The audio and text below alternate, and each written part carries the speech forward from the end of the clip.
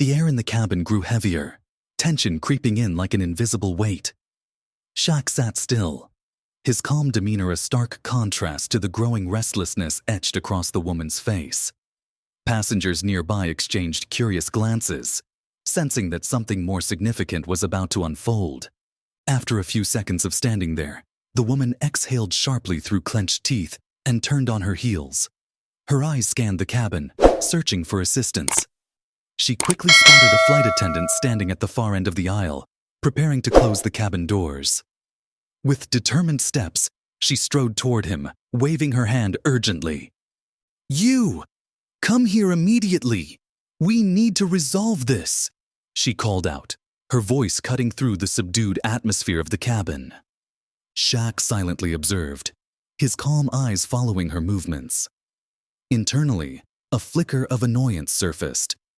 He wondered if she intended to pressure the crew into granting her demand. With a quiet sigh, he reminded himself not to let anyone trample over his rightful claim. The flight attendant, a young man with a friendly face, approached quickly. "What seems to be the problem, ma'am?" he asked, his tone gentle but tinged with unease. The woman immediately pointed toward Shaq, her voice a mix of irritation and entitlement. "There's been a mistake. I'm a platinum member of this airline, and seat 1A is mine. But this man," she emphasized this man with thinly veiled disdain, "is occupying my seat. I want you to handle this now."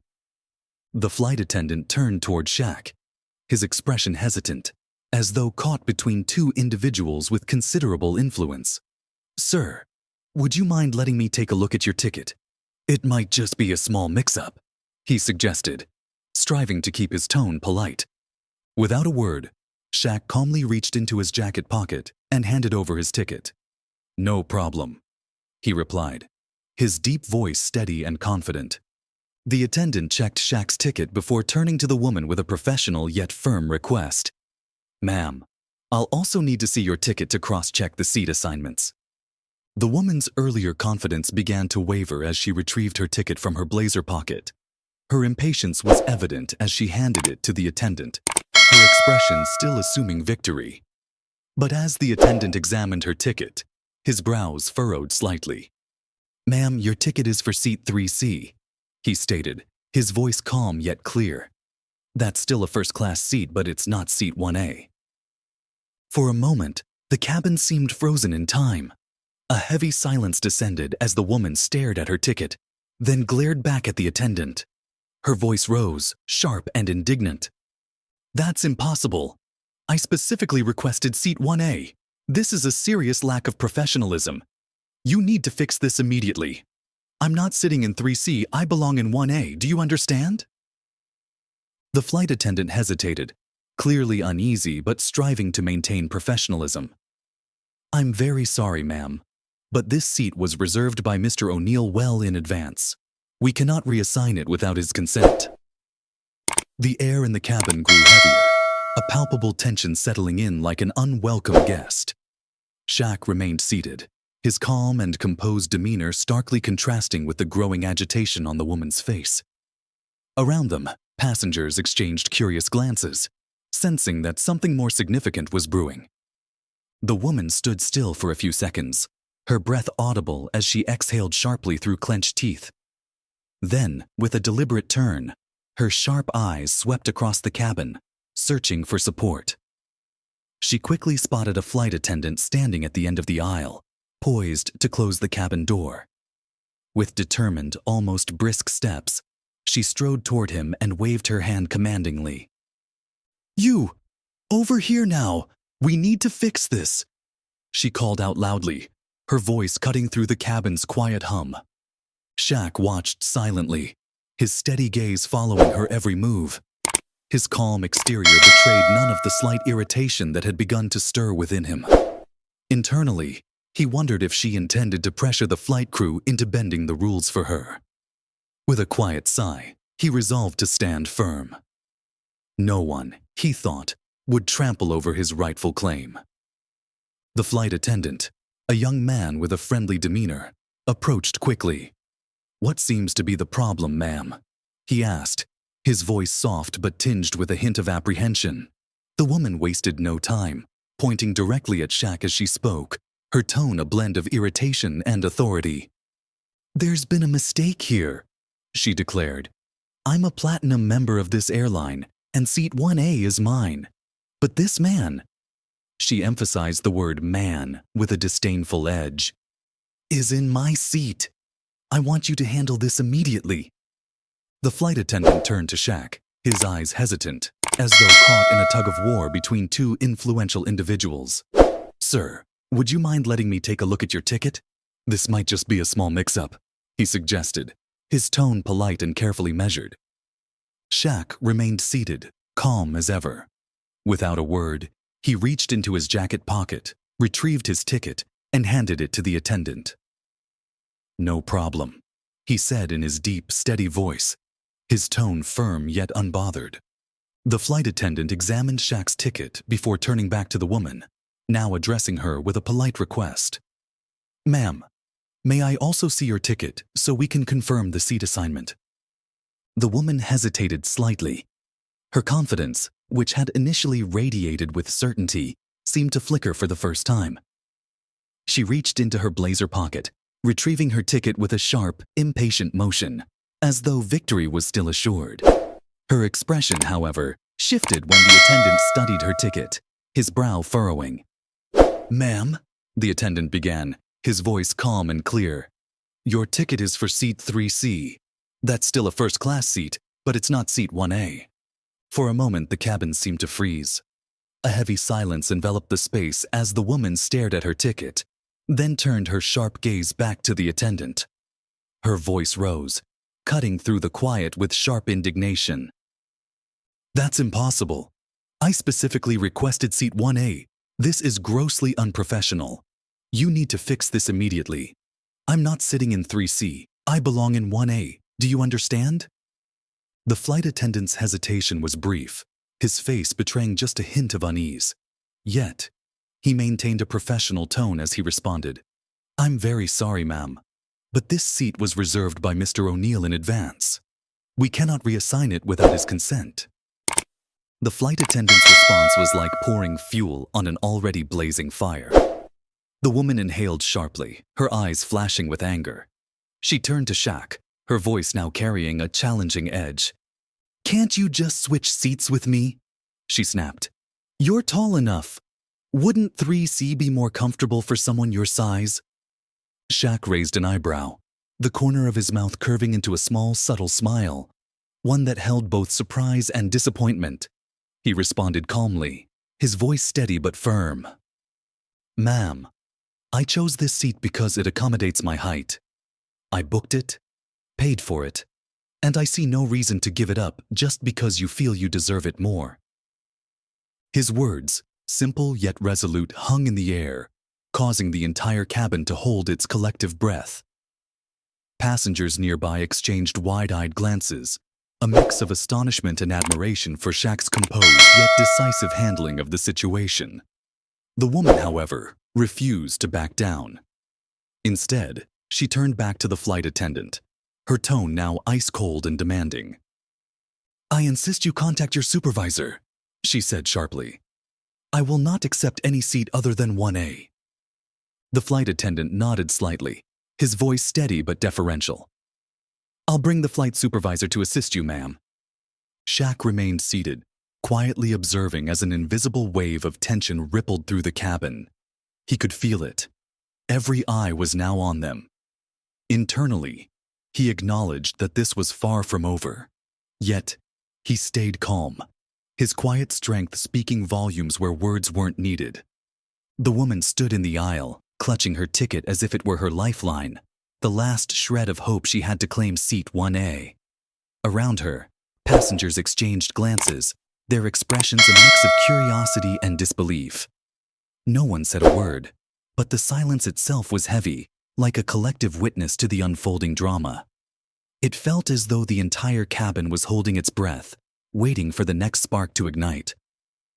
Moments later, a more senior flight attendant appeared, Felicia, the flight supervisor.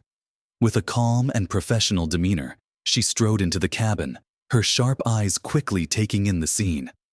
Her gaze shifted between Shaq and the woman, instantly recognizing the complexity of the situation.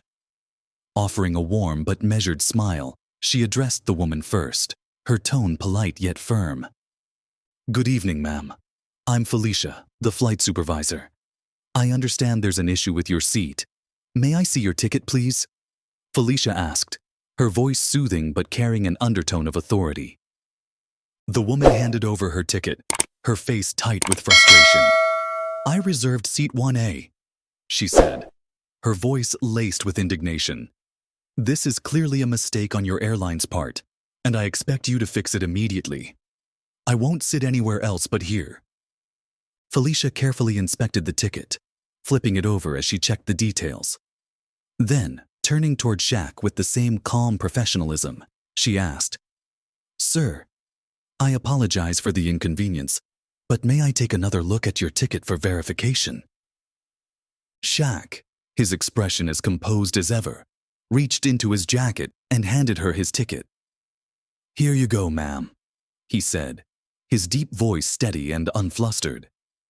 There was no trace of hesitation on his face, just the quiet confidence of someone who knew they were in the right.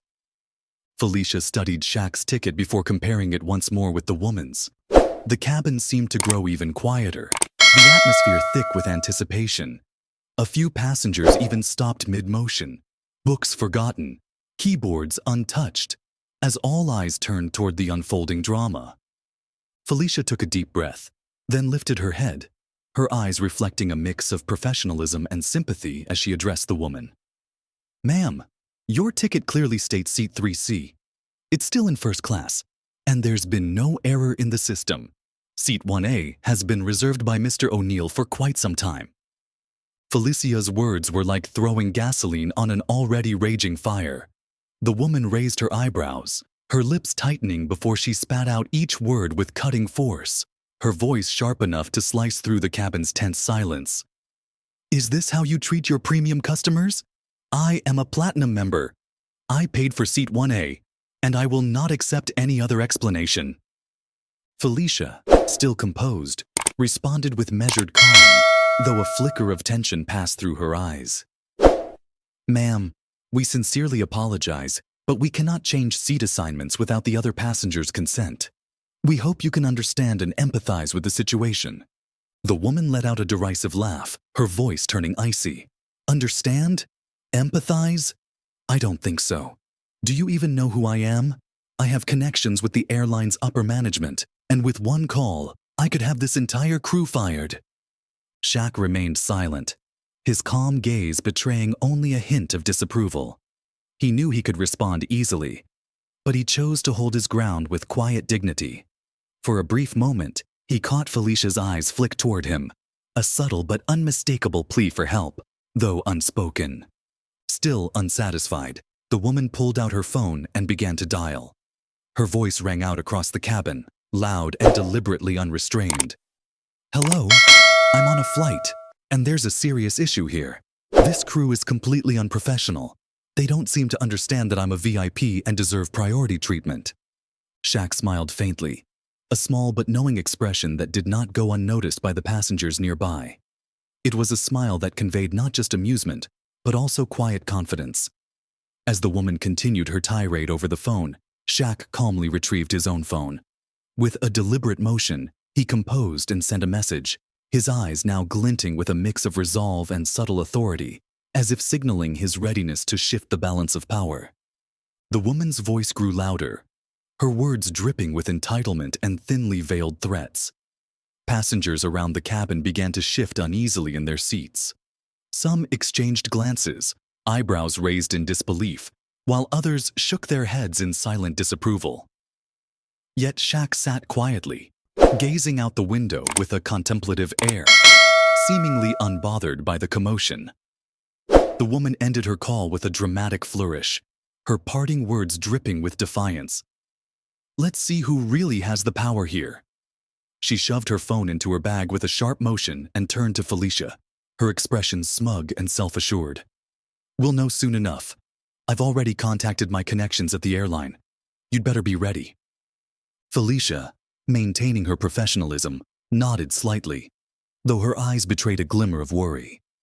She understood all too well that such threats, whether real or bluster, could cause significant trouble for the crew. But before she could respond, Shaq, ever composed, lifted his phone with deliberate precision. His movements were slow yet purposeful, his commanding presence impossible to ignore. Dialing a number, he brought the phone to his ear. His deep, steady voice broke the tension, carrying a weight of authority that made everyone pause. "Tony, I need a little help." The cabin fell into near silence. The murmurs that had filled the space moments earlier ceased instantly. All eyes turned to Shaq, and a quiet understanding rippled through the passengers. They now realized that Shaq was not someone who would let this situation slide easily. "There's a bit of an issue on this flight," Shaq continued, his calm gaze briefly flicking toward the woman, who now stood frozen. "A passenger is trying to pressure me into switching seats. She's claiming she has influence and is threatening the flight crew." The woman narrowed her eyes, momentarily surprised by Shaq's composure, but she quickly regained her usual air of confidence, crossing her arms in a defiant pose. "Call whoever you want," she said sharply. "No one can surpass the connections I have." Shaq didn't react to her words. Instead, he continued his conversation, his voice steady and measured, as though he were fully in control of the situation. "Tony, could you check with the airline's leadership? I need to ensure that the crew here doesn't face any trouble because of this." After listening to a response on the other end, Shaq gave a slight nod, as though he had just received a firm assurance. "Thank you. Please handle it immediately, and make sure everything is communicated clearly to the flight supervisor." With that, Shaq ended the call, placing his phone calmly on the small table in front of him. He leaned back into his seat without saying another word. His expression remained tranquil, but his eyes glimmered with quiet resolve. It was as though he knew he had just shifted the balance of power in a significant way. The woman, still standing tall and trying to project confidence, began to feel the weight of the moment. A hint of unease crept into her eyes as she glanced at Felicia and the other flight attendants nearby. For perhaps the first time, she started to realize that her influence might not be enough to overpower the man sitting before her. A few minutes later, Felicia's phone vibrated, signaling an incoming message from the airline's headquarters. She opened it and briefly scanned the contents, her eyes widening slightly in surprise. She quickly glanced toward Shaq, then turned to the woman, her demeanor now firmer and more authoritative. "Ma'am," Felicia began, her tone professional but devoid of the earlier deference. "We've just received direct instructions from airline headquarters. They will be addressing this situation immediately." The woman smirked, her lips curling into a triumphant smile. "I told you. Now you'll see who really holds the power here." Felicia, however, did not respond to the woman's smugness. She turned and walked over to Trevor, the young flight attendant, whispering something to him. Trevor nodded, his face reflecting a mix of tension and calm professionalism. When Felicia returned to the cabin, her gaze rested on Shaq once more. Taking a deep breath, she straightened her posture. "I'll need a little time to arrange this," she said with a deliberate tone. "I ask for everyone's patience for just a few minutes." Moments later, Felicia re-entered the cabin with a composed demeanor, though her determined eyes betrayed the gravity of the situation. She stepped directly in front of the woman, her voice clear but still carrying a professional edge. "Ms. Redwood," Felicia began, "we've received direct instructions from the airline's leadership. I need to speak with you privately about this matter." Redwood arched an eyebrow, her eyes glinting with self-satisfaction. "Finally, someone knows their place," she said with a condescending chuckle, clearly believing the outcome was now in her favor. But Felicia's tone turned firmer as she continued. "We've been instructed to inform you that your seat will no longer be available on this flight. Your ticket has been refunded, and you'll be rebooked on another flight later." Those words struck Redwood like a bolt of lightning. She froze in place, her wide eyes brimming with shock. "What? What are you saying? You can't do this to me! She shrieked, her high-pitched voice cutting through the cabin and startling a few passengers. Felicia, still calm but firm, repeated, I'm sorry, ma'am, but this is a directive from upper management. The reason cited is your disruptive behavior and harassment of other passengers. Please gather your belongings and exit the plane immediately. Redwood, now completely losing control, shouted in a voice cracked with fury, Do you even know who I am? I could buy this entire plane if I wanted to. Who's behind this? Is it him? She jabbed her finger in Shaq's direction, her eyes blazing with rage. Shaq, who had remained silent and composed throughout, let out a faint smile. He looked at her, his voice gentle yet carrying undeniable authority. I didn't want this to happen, but I think everyone needs to learn to respect others. His words landed like a hammer blow. For a moment, Redwood stood frozen, her anger seething but her ability to respond rendered mute. Nearby passengers nodded subtly, as if silently applauding Shaq's statement. Felicia stepped forward again, her tone softer but resolute. Ma'am, please cooperate. We've arranged another flight for you, and this is the best solution for everyone. Realizing she had no other option, Redwood grabbed her bag tightly, her face flushed with a mix of anger and humiliation. Her companion, who had remained silent the entire time, quietly packed their belongings without saying a word. As they walked down the aisle, every eye in the cabin followed their departure. Some passengers whispered among themselves, while others let out faint chuckles. There was an undeniable sense of satisfaction in witnessing Redwood's downfall. She turned back one last time, her voice laced with venom as she addressed Shaq. Don't think this is over. I'll make all of you regret this. Shaq simply looked at her, saying nothing. His calm gaze exuded an air of finality, as if the matter had already been resolved. He let out a soft sigh, shaking his head slightly as Redwood and her companion disappeared through the cabin door. When the door finally closed, the tension in the cabin began to dissipate. Trevor, the young flight attendant, let out a sigh of relief and stepped over to Shaq, bowing slightly as he said, Mr. O'Neill, thank you for your patience and calm demeanor. We sincerely apologize for the inconvenience. Felicia nodded as well, her eyes glimmering with gratitude. You handled this situation with a level of class I've rarely seen. We're truly grateful. Shaq smiled faintly, his deep voice warm and sincere as he replied, It's no problem. I just want everyone to be able to do their job without having to worry about someone who doesn't respect them. The entire crew, along with nearby passengers, felt the gravity of Shaq's presence, not just in stature, but in character. The cabin returned to peace, but the events that had unfolded left an indelible impression on everyone. Life sometimes tests us with unexpected challenges, but it's how we respond that truly defines who we are. Today's story wasn't just about a seat on a plane. It was a lesson in fairness and respect. If this story touched your heart, share it with someone you care about. And don't forget to hit subscribe to join us for more heartwarming stories like this. Remember, kindness and steadfastness have the power to change the world. See you next time.